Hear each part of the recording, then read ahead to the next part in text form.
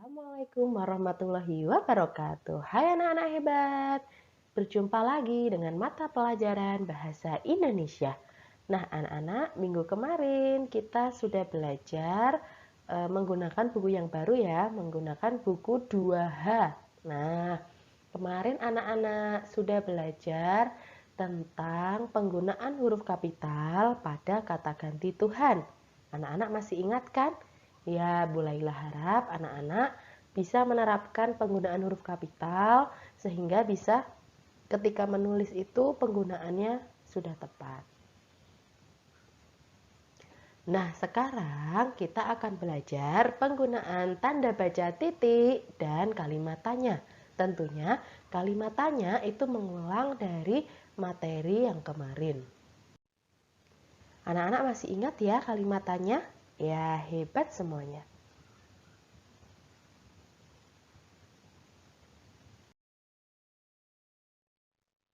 Yang pertama kita akan mempelajari penggunaan tanda baca titik. Pasti anak-anak sudah sering sekali menjumpai tanda baca titik, ya.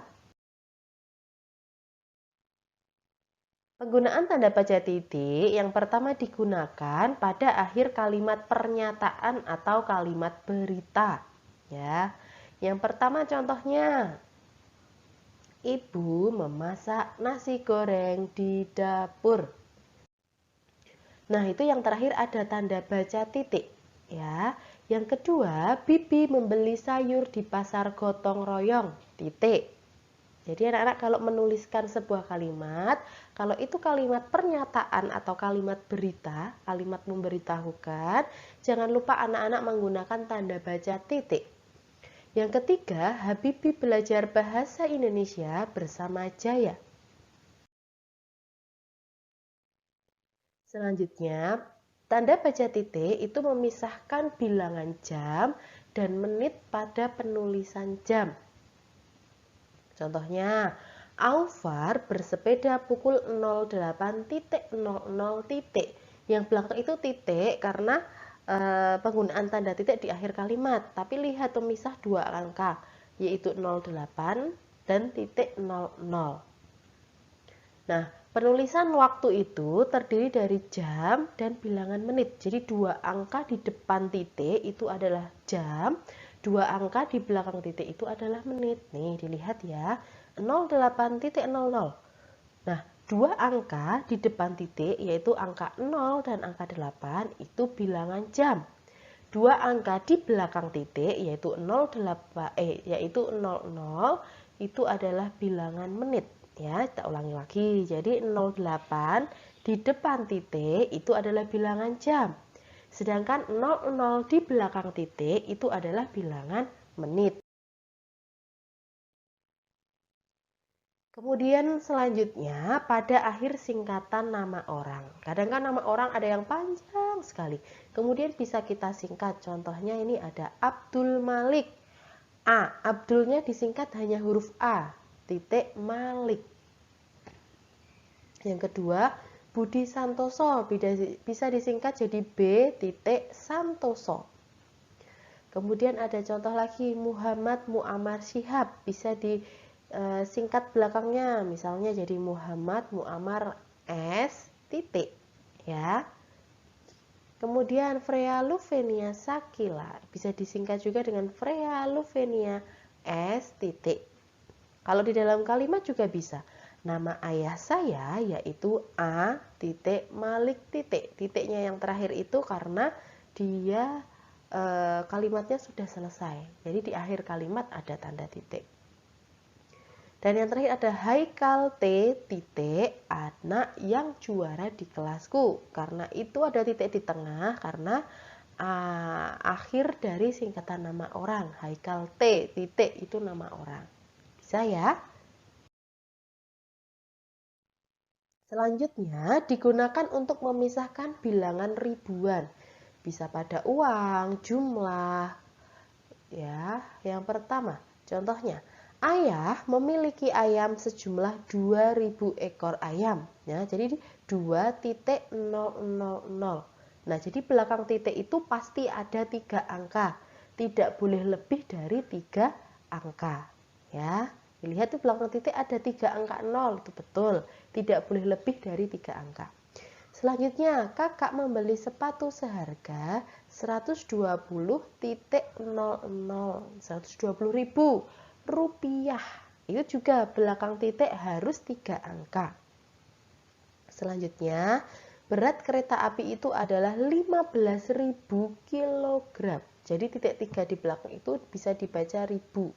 Ya, tadi yang atas 2000, yang bawah 120.000, dan yang bawah 15.000.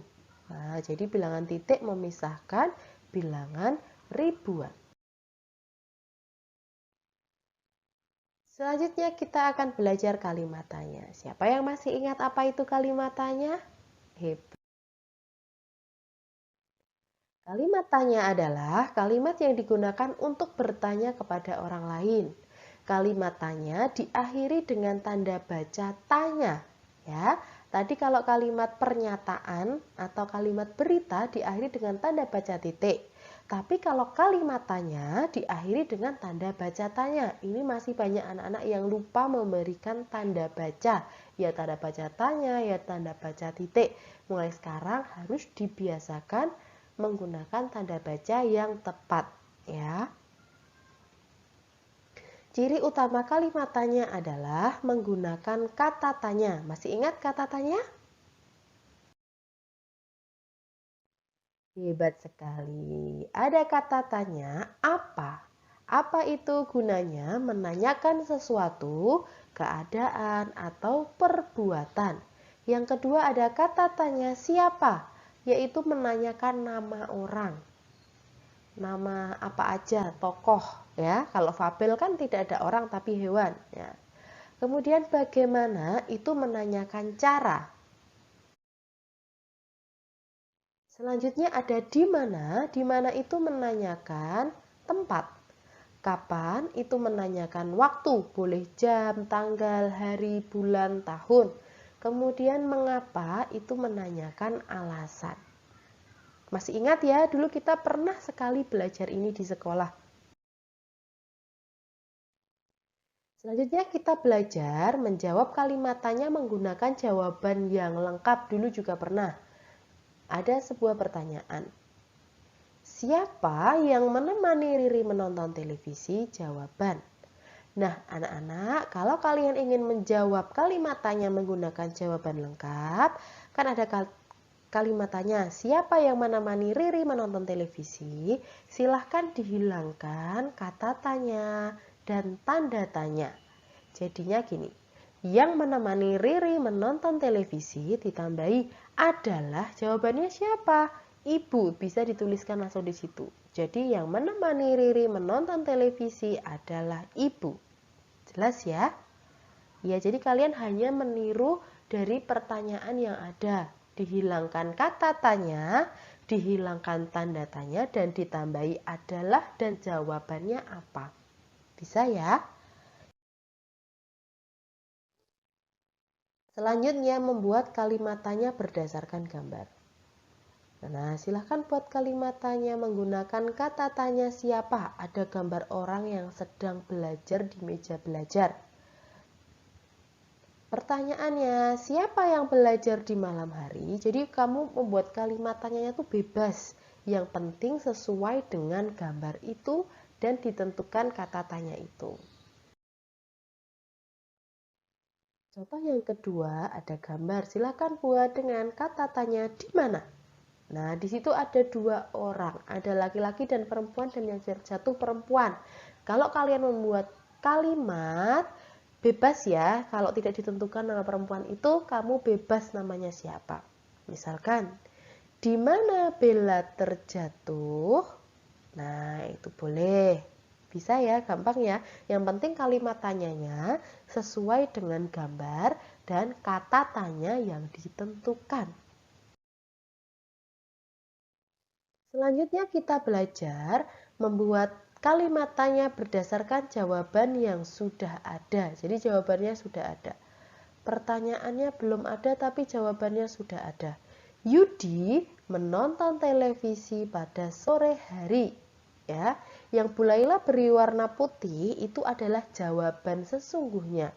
Nah, sekarang kita membuat kalimat tanyanya. Yang biru, yang warna hitam itu kan sebagian dari pertanyaan seperti yang tadi.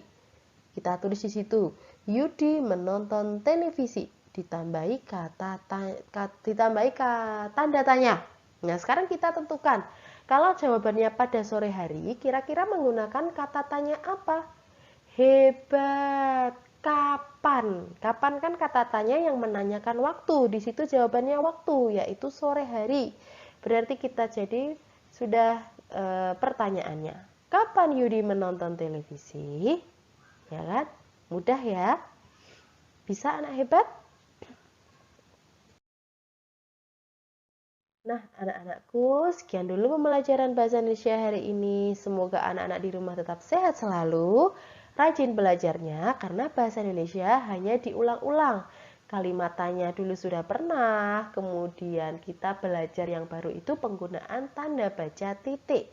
Ya, penggunaan huruf kapital, dan jangan lupa anak-anak tetap belajar menulis tegak bersambung. Oke? Sekian dulu. Wassalamualaikum warahmatullahi wabarakatuh.